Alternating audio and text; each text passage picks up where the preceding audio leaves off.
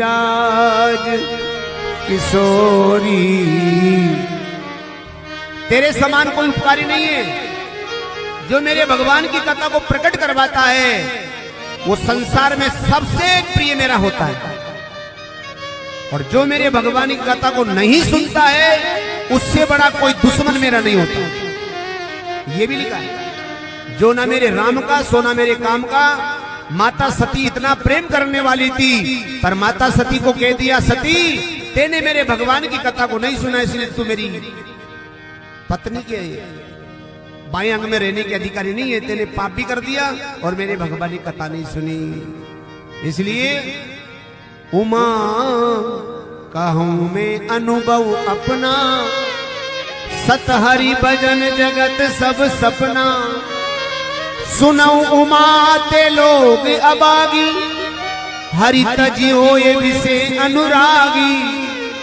जो भगवान के कार्य को छोड़ करके विषय वासना में लिप्त रहने वाले राक्षस हैं, वो मुझे कभी प्रिय नहीं हो सकते। चाहे कितना ही जल चढ़ाओ, चाहे कितना ही दूध चढ़ाओ, चाहे बील पत्र चढ़ा के मर जाओ, वहां उस जीव की कोई आवश्यकता नहीं।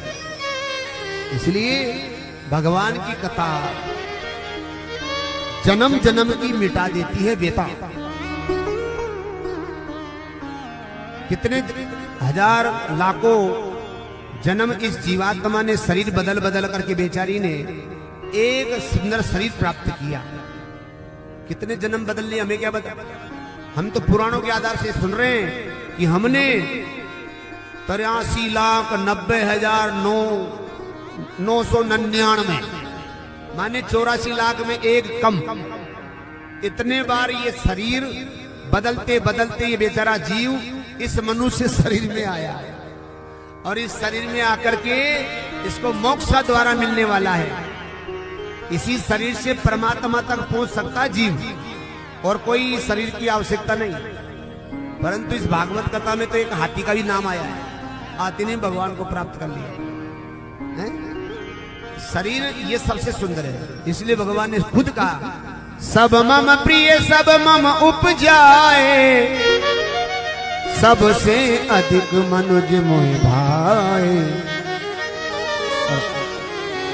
एक तरफ लग दिया, इसी शरीर के लिए एक जगह कह दिया कि ये अदम शरीर है, पंच रचित ये अदम शरीरा, छिति जल पावक गगन समीरा। इस अदम शरीर से हम भगवान की पूजा के लायक भी नहीं है। हमारे ब्राह्मण देवता आपको पवित्र करवाते, तब आप भगवान की पूजा के लायक बनते। कहते ना जन ओम अपवित्र पवित्र, ऐसे करवाते।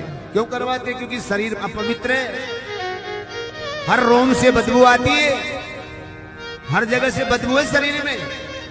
अरे बहुत सी माताएं तो दर्पण के आगे, हैरी मेरी नाक तोते सी भी अच्छी है, और जब नाक में वो आ जाएगा गंदगी वाला मामला तो अरे भाई।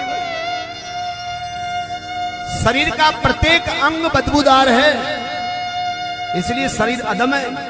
फिर भी भगवान इस शरीर से प्रेम इसलिए करते हैं कि ये मेरे तक आने का एक मैंने मार्ग बता दिया, साधन दे दिया। साधन धाम मोक्ष कर द्वारा। बहुत से लोग तो शंकर भगवान से लिपट जाते होंगे, आपने देखा हो। गंदगी से भरा शरीर भगवान शिव से लिपट रहा है।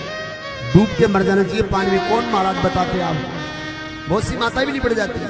अरे मारे भोलानाथ जी, अरे मैया जी, ऐसा नहीं लिखा है कहीं भी। ये भगवान की भक्ति का ये आडंबर है, और इस आडंबर से भगवान से हम बहुत दूर हो जाते हैं। मान लो किसी ने बता दिया तुम 4 मूंग चढ़ाओ भोलेनाथ जी पे, तुम्हारा काम हो जाएगा। 12 महीना नहीं, 2 महीना नहीं, 2 साल तक चढ़ाए, अब काम नहीं हो तो क्या हो, या तो पंडित जी बेकार या भोलेनाथ जी बेकार। हटाओ इस भोलेनाथ जी को, मेरा काम ही नहीं, मैं तो नहीं गाऊंगा, पता नहीं, मेरा भगवान ने कोई काम ही नहीं किया। अरे भाई, कर्म बनाना परमात्मा के हाथ है। हम किसी विधि विधान के अगर चक्कर में पड़ेंगे तो उलझ जाएंगे। विधि विधान वहां काम करता जहां उसका सही तरीका हो। इंजेक्शन अगर गलत जगह लग जाएगा तो रिएक्शन होगा। अगर गोली एक्सपायर डेट की खाओगे तो उसका समय निकल गया तो खाने के बाद में तो उल्टा ही काम करेगी। इसलिए ज्यादा चतुराई में नहीं पड़ना चाहिए। सीधा साधा नाम ले और भगवान से प्रेम करो, भगवान अपने आप आपसे प्रेम करेंगे। प्रेम से बोलिए राधे राधे। तो देखो कितना अच्छा प्रश्न किया सूत जी महाराज से कि भगवान के जीव आसुरी प्रवृत्ति को छोड़ दे और जो भगवान के जीव जो मनुष्य धारण करके संसार में रह रहे हैं वो आपसे जुड़ जाए, भगवान से जुड़ जाए, ऐसी कोई कथा गाओ।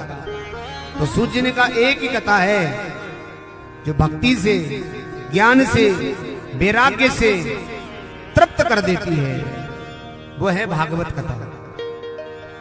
हाथ जोड़ के पूछा ऐसा उसमें क्या है? बोले 88,000 ईश्वर से कह रहे हैं। बोले सुनो, जब राजा परीक्षित को श्राप लग गया